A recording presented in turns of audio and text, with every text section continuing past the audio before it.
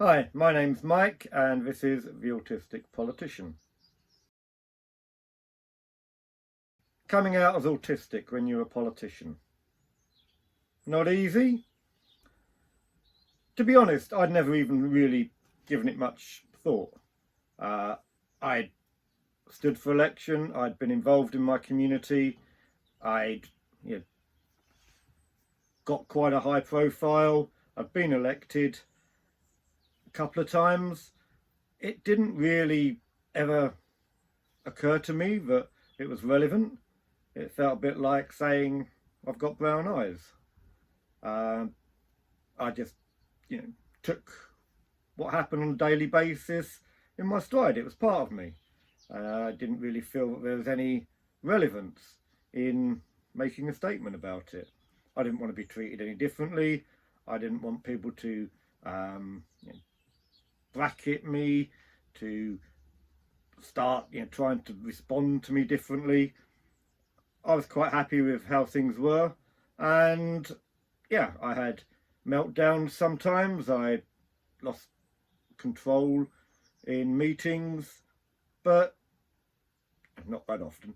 But it was just, something I did, and people had dealt with it up until then. So I was content, just trundling along, taking responsibility for my own actions and responding as and when was needed.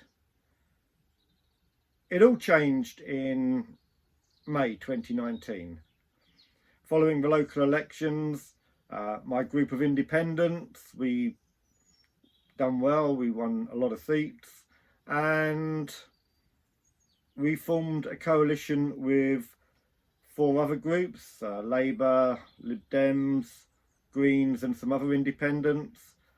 We were part of a 5-party coalition that were going to run the council. I was made deputy leader and a cabinet member for planning. And that's when it started to occur to me. I was no longer responsible on my own. I had a team. They were going to have to answer the consequences if I had a meltdown in the meeting, or if I said something that was out of context or wasn't understood. It could fire on them as well.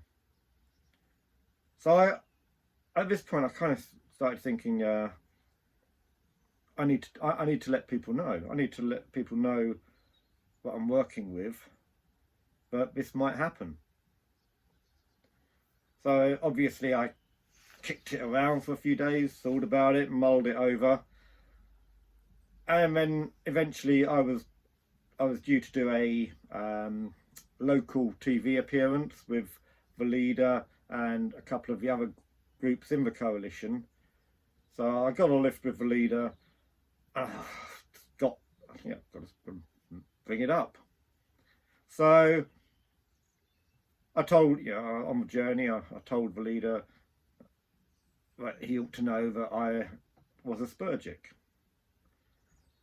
And he didn't respond overly. I was like, oh yes, that's I understand, yes. And that was it. I mean, I made a public statement the next day on Facebook.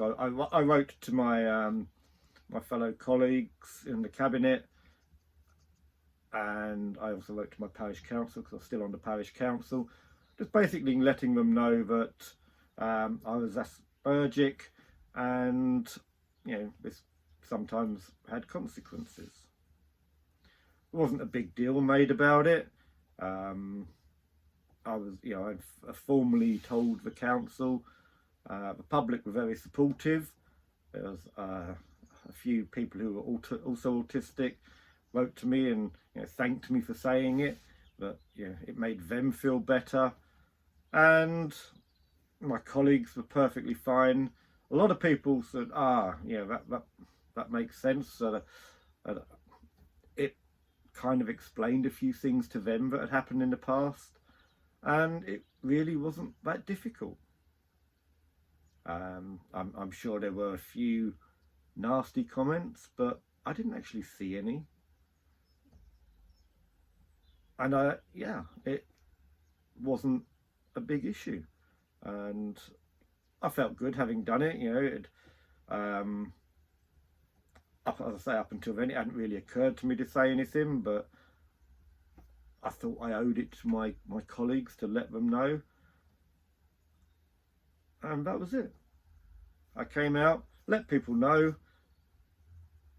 and nothing really changed.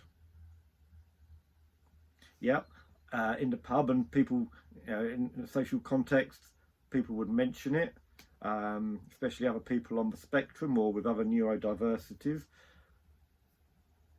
because it made them feel good as well that they could talk about it and have somebody who understood some of what they'd gone through. And I was really glad I'd done it.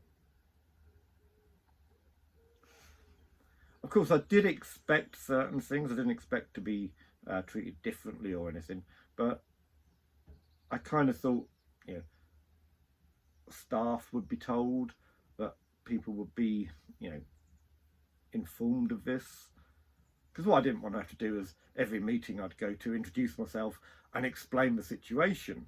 Having done it once and made a public statement, as far as I was concerned, it was out there. It didn't need to be gone on about constantly. That isn't quite how it turned out, and I'll talk about that in a later video. Probably not the next one, as there's a few other things I want to talk about.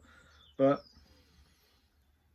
there was an issue a few years later, which suggested things hadn't quite gone as well as I thought they had. But anyway, I'll talk about that another time. So I just want to say to people, don't be frightened about telling your colleagues and telling people. At the same time, don't feel obliged to either. It's, this is just one of the aspects about us. You don't go and tell everybody that you've got size 10 feet or whatever. So why should we be under any obligation to say anything else? I only did this because I knew that there was a potential at some point I would have a meltdown, or I would react in a way that would impact on my colleagues. And I thought it was fair, only fair, that they be in full knowledge. Other than that, I probably wouldn't have occurred to me to even say anything. So, just saying it really, don't be afraid. People will support you. There will be some that won't. They're probably not worth the effort and time anyway. Go for it. Hope to see you in thanks for watching. I'll start that bit again. Thanks for watching. I hope this was of some help. If you've got any questions or any concerns, put them in the comments. I'm happy to answer the questions. I just want more of us to feel confident that we can be involved in public life, we can do well, and we've got a lot to offer.